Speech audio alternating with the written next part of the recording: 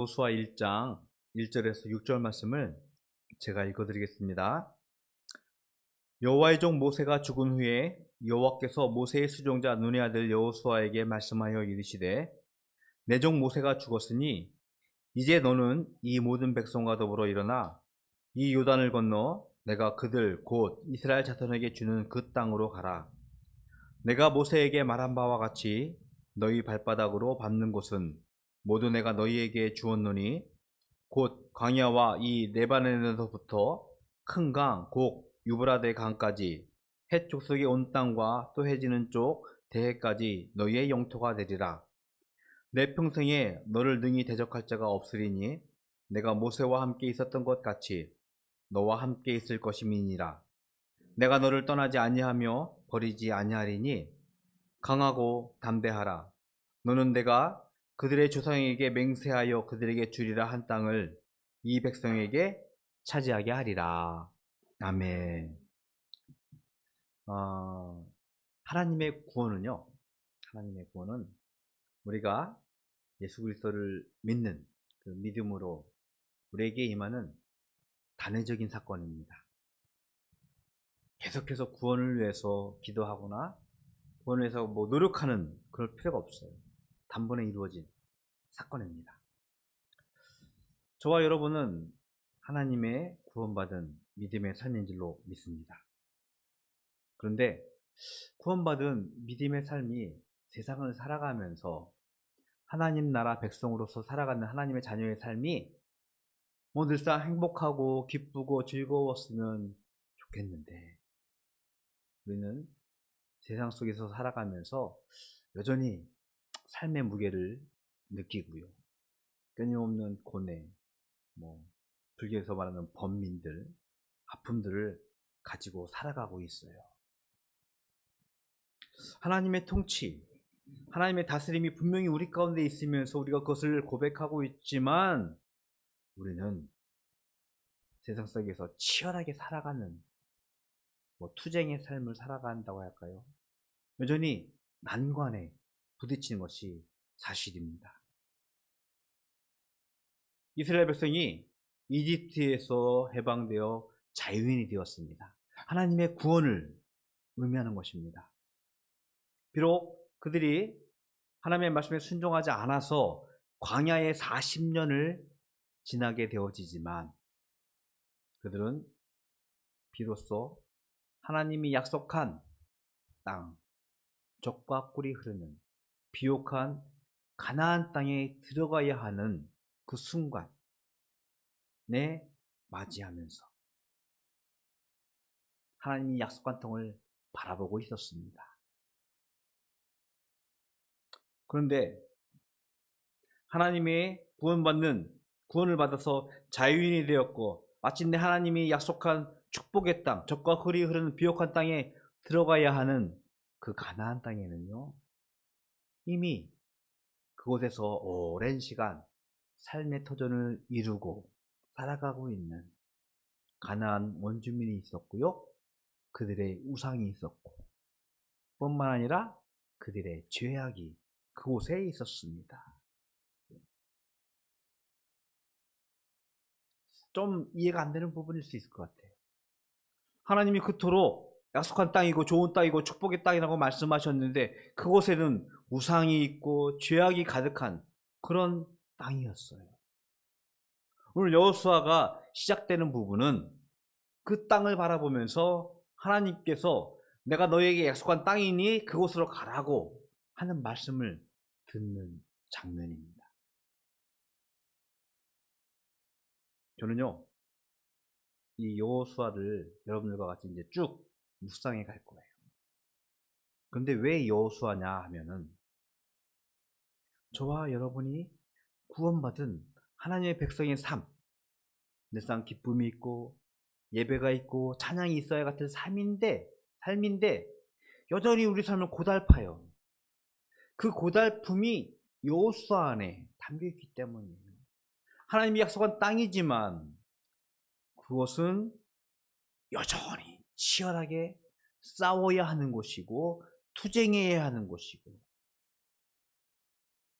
자신의 삶을 벅차게 해가야 하는 그곳이기 때문에 그 말씀들을 묵상해 가면서 저와 여러분이 살아가야 할 우리 교회가 바라고 있는 바르고 다른 삶, 그것이 단순히 이루어지고서 좋을 것 같지만 그것이 이루어지지 않는 듯한 그런 답답함, 좀 두려움 이런 것들을 묵상해 보면서 이 여호수아의 말씀을 통해서 과연 이 세상을 살아가는 믿음의 길이 무엇인지 똑같이 묵상해 나가려고 합니다. 40여 년 전 하나님이 약속한 땅을 목전에 두고 여호수아를 비롯한 이스라엘의 많은 무리들은 다시 광야로 되돌아오게 되었습니다. 40년이라는 시간이 흐르면서 기성세대, 성경에서 이렇게 표현하고 있는데요. 애굽을 탈출할 때, 이집트를 탈출할 때 40 이상 된 성인들은 다 죽었다고, 광야에서. 오직 여호수아와 갈렙만 그 땅을 다시 보게 되어지고 밟게 되어지는데, 이 여호수아에게 하나님께서 명령하십니다. 그 땅으로 가라. 이제 모세는 사라졌습니다. 여호수아가 이스라엘의 리더가 되어서, 지휘자가 되어서 그들을 이끌고 하나님이 약속한 땅을 들어가야 합니다. 말씀드린 대로 하나님이 약속한 땅이지만 그곳에는 가나안 원주민들, 성경에서는 네피림이란 거인과 같은 원주민들이 있었고, 그들의 우상이, 그들의 삶의 터전이, 그들의 죄악이 이미 차지하고 있었습니다. 작년에 전 세계에 크게 전쟁 2개가 있었습니다. 더 1년이 되어 가는데 2월 달에는 우크라이나와 러시아가 전쟁이 시작되었죠. 그리고 불과 얼마 전에 이스라엘과 헤즈볼라 전쟁이 일어나기 시작했습니다. 두 번째 전쟁을 좀 생각해 보면, 누가 누구의 삶의 터전을 빼앗아서 자신의 삶을 되돌아가고자 서로 싸우는 듯한 그런 전쟁을 치르고 있습니다. 그런데 이 전쟁을 보면서 전 세계가 가지고 있는 좀 왜곡된 역사관을 좀 바라볼 수밖에 없어요. 우리는 좀 약간 미국의 영향권에 있기 때문에, 그래, 이스라엘이 옳은 거야, 이스라엘이 자기 땅을 이슬람인들에게 빼앗겨서 그들의 땅을 회복하려고 싸우는 거야 라고 생각할 수 있겠지만, 이미 그 땅은요, 팔레스타인들, 이슬람 교도들, 이슬람인들이요, 수천 년 동안 거기서 유대인이 쫓겨난 이후 자신의 삶의 터전으로 삼았던 곳이에요. 그것이 2차 대전 끝나고 나서 어느 날 갑자기 이스라엘 사람들이 이주해 와서 자기네 땅이라고 하면서 그들을 몰아내니까 힘없는 그들이 쫓겨나면서 집을 잃은 거예요. 우리는 이스라엘 편에서 이스라엘 땅이니까 그들이 사는 것이 맞다라고 이야기할 수 있겠지만, 이미 오랜 시간 삶의 터전을 갖고 있었던 이슬람 그 팔레스타인들에게는요, 날벼락이죠. 누가 누구의 땅을 뺏었다라고 하는 것은 어찌 보면은 우리의 왜곡된 역사관, 서양 중심의 역사관에 이루어지는 잘못된, 왜곡된 판단이라고 저는 생각을 하게 되었습니다. 분명한 것은 그들은 서로 땅을 차지하려고 싸우고 있어요. 왜냐하면요, 땅은 삶의 문제입니다. 우리가 살아가는 삶의 모든 문제가 이 땅 위에서 이루어지고 있어요. 어떤 인터넷 신문 기사를 잠깐 봤는데요, 지금 뭐 부동산이 굉장히 침체하고 있다잖아요. 뭐 아파트 값도 떨어지고 뭐도 떨어지고.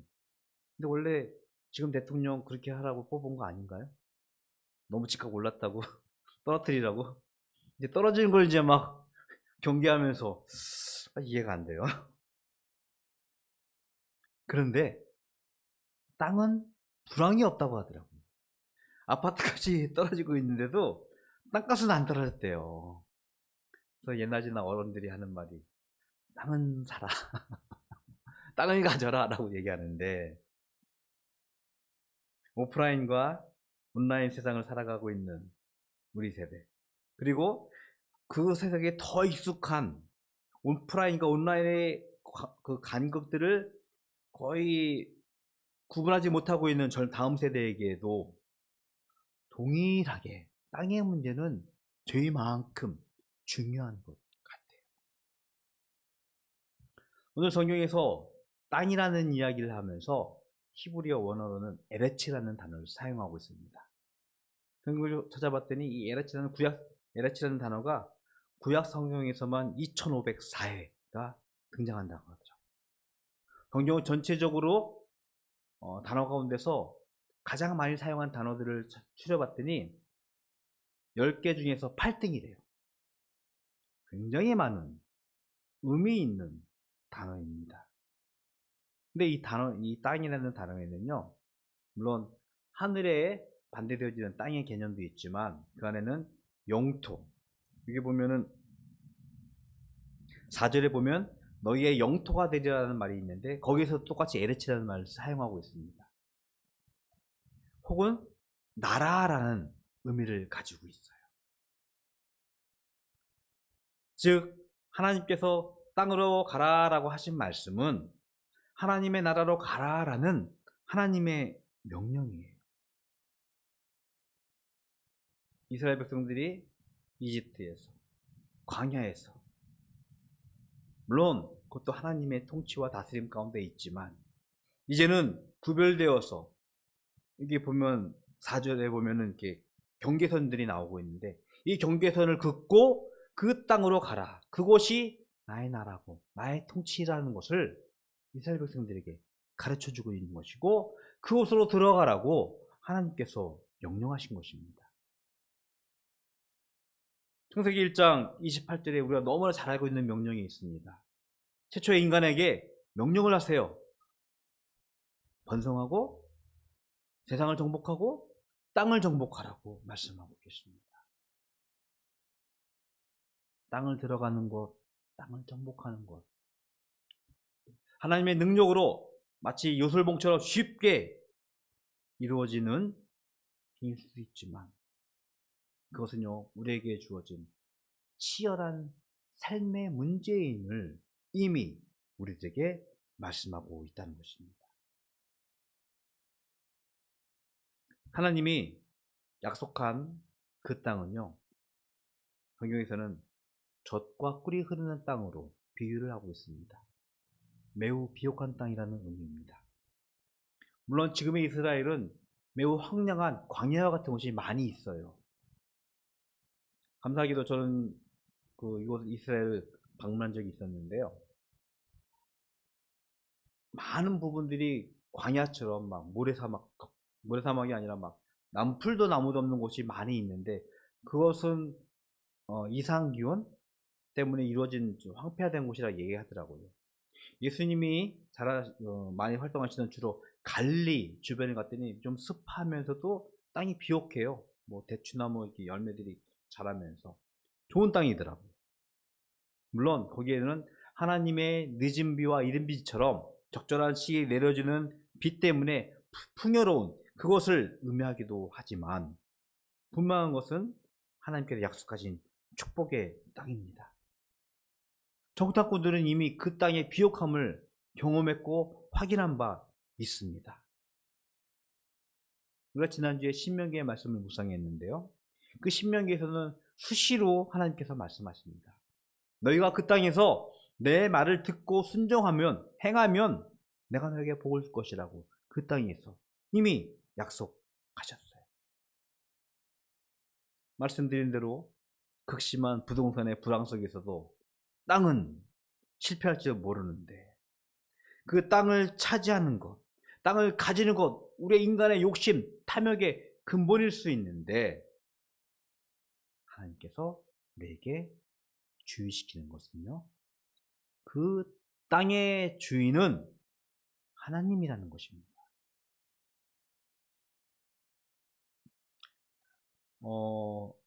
자본주의의 시초를 만드는 곳이 산업혁명을 이룬 영국이라 할 수 있을 것 같아요. 가장 그 자본을 산업화했고 자본으로 뭔가를 이루었던 곳이 영국인데, 여러분들 영국의 토지 제도에 대해서 제가 설명을 깜짝 놀랄 것 같아요. 영국은 왕정이 있잖아요. 왕이 있습니다. 물론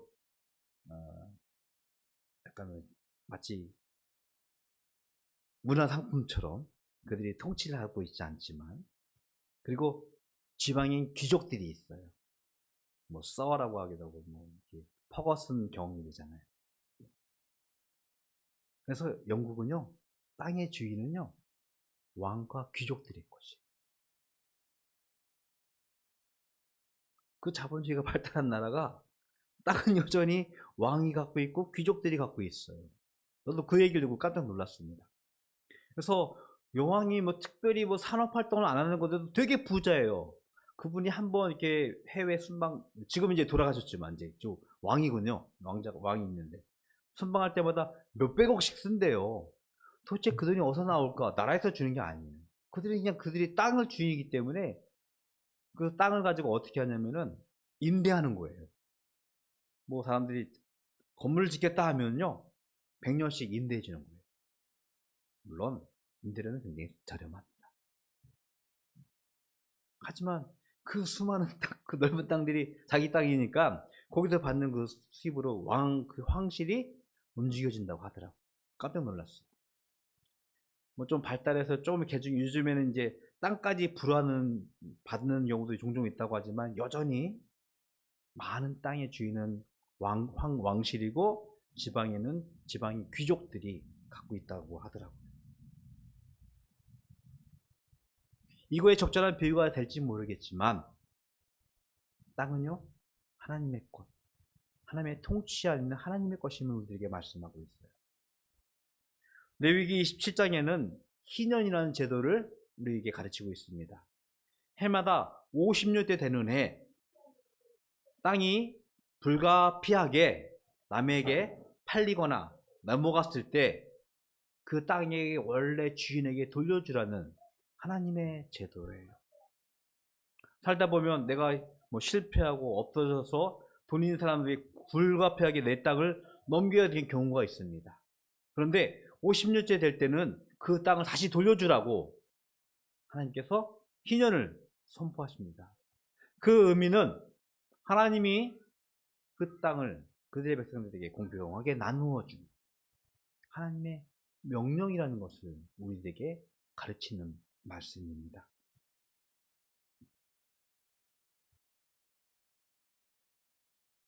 물질과 권력에 의해서 사고팔리는 땅, 그것이 우리의 것이라고, 우리의 탐욕의 결과라고 이야기하는 것은 진정한 땅의 주인을 잊어먹은 우리의 오류라는 것을 우리는 깨달아야 할 것입니다. 21세기 최대의 활약고라고 불리우는 이스라엘과 팔레스타인, 지금도 계속해서 참혹하고 치열한 전쟁의 장인, 그 역사의 터. 안타깝게도 그것은요 우상이, 죄악이 만연한 곳입니다. 타락의 현장입니다. 그것을 하나님은 가라고 명령하고 계세요. 그리고 그것을 차지하라고 명령하십니다. 그것은 저와 여러분에게 지금 주는 말씀입니다. 우리가 물론 교회 안도 그럴 수 있겠지만 교회 밖을 나서는 순간 여러분의 가정, 직장, 학교 어떠세요? 매우 치열합니다. 정말 총칼 들지 않은 전쟁터와 같은 그런 곳이에요. 하나님이 없다 하고 하나님을 멸시하며 하나님을 경시하면서 그들의 우상, 물질을 쫓아가면서 만물을 쫓아가면서 살아가는 세상의 가치와 세상의 그 원리가 만연한 곳입니다. 우리에게 그곳으로 가라고 말씀하시면서 그것을 회복하라고. 오늘 성경에서는 이제 3절 보니까는 발바닥으로 밟는 곳이라고 표현하고 있는데요. 그것을 정복하고 차지하라고 우리에게 명령하고 계신 것입니다. 그러면서 하나님은요, 우리를 그저 홀로 우리를 내버려 두지 않으십니다. 아마 다음번에는 설교할 때 이 말씀을 한 번 더 할 것 같은데 6절에 보니까 강하고 담대하라고 우리들에게 위로의 말씀을 주십니다. 하나님이 결코 우리를 버리지 않냐고, 우리를 떠나지 않냐고, 우리와 함께 하실 것을 약속하시면서 강하고 담대하라고 말씀합니다. 왜? 그 치열한 삶의 현장, 치열한 전쟁터와 같은 그곳에서 우리가 그 땅을 차지하고 그것을 회복하라고 우리에게 하나님께서 힘주시고 우리에게 은혜를 주시기 때문입니다. 성경 말씀은 제가 하나 읽어드릴게요. 너무나 잘 알고 있는 마태복음 5장 5절의 말씀입니다. 온유한 자는 복이 있나니 그들이 땅을 기업으로 받을 것이며. 예수님의 팔복 가운데 하나입니다. 그 중에서 온유한 자라고 말씀하고 계세요. 물론 이 온유함은요, 다툼을 피하고 좀 겸손하고 한 그런 의미도 분명히 있어요. 근데 좀 찾아봤더니요, 이 온유를 잘 표현한 걸 그렇게 표현하고 있습니다. 성경에서는 유일하게 온유한 사람을 두 사람을 얘기하고 있는데 하나는 모세이고 하나는 예수님이에요. 온유한 사람을 두 사람으로만 딱 표현하고 있더라고요. 그러면서 이 온유의 말씀을 표현하기를, 내가 남들에게 피해를 보거나 남들에게 어떤 해를 가할 때 직접 내가 보복하거나 해를 가하는 것이 아니라 하나님께서 그 가운데서 나를 구원할 것을, 나와 함께 하실 것을 신실하게 믿는 것을 온유라고 가르치고 있더라고요. 그런 자가 하나님의 땅을 차지할 것이라고 말씀을 하고 있습니다. 말씀을 드립니다. 여러분이 삶의 현장에 나가서 분명히 치열하게 전쟁터와 같은 삶 가운데서 여호수아가 앞으로 당면한 그 전쟁터와 같은 삶을 여러분들이 직면할 것인데, 그 가운데서도 하나님의 구원을 신실하게 믿고 바라고 소망하는 것, 그것이 온유한 삶이고 그들에게 땅을 주실 것이라고 이미 예수님께서 약속하신 것입니다. 치열하고 고된 우리의 삶의 현장, 그곳에서 우리는 하나님의 통치하심을, 하나님의 다스림을, 하나님의 구원하심을 믿는 우리가 되기를 주님의 이름으로 축복을 드리겠습니다. 하나님의 주신 복을 소망하면서 기꺼이 그 가운데서 온유한 삶을 살아가는 우리 모든 바다교회의 가족이 되어지면서 하나님께서 우리에게 약속하신 그 땅을 차지할 수 있는, 하나님의 나라를 차지할 수 있는 저와 여러분이 되기를 주님의 이름으로 다시 한번 축복을 드리겠습니다. 기도하겠습니다. 좋으신 하나님, 감사합니다. 하나님께서 그 땅으로 가라고 말씀하셨습니다. 온유한 자가 그 땅을 차지할 것이라고 예수님께서 복을 주셨습니다.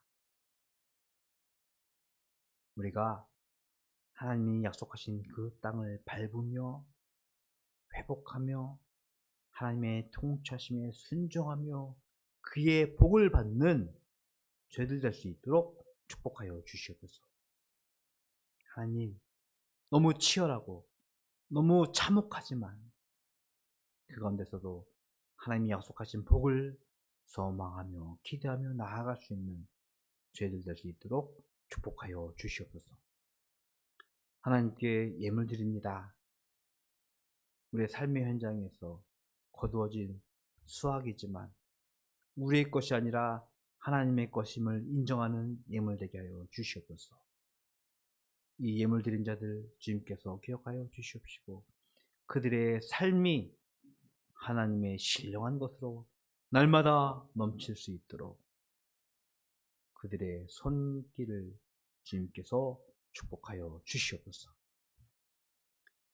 지금은 우리 주 예수 그리스도의 은혜와 하나님 아버지의 그 크신 사랑하심과 성령님의 교통하심이 하나님의 땅을 차지하고 그 땅 안에서 하나님의 통치하심과 다스림에 순종하며 하나님이 약속하신 복을 마음껏 누리기를 소원하는 모든 성도들 머리 위에 영원토록 함께 있을지어다. 아멘.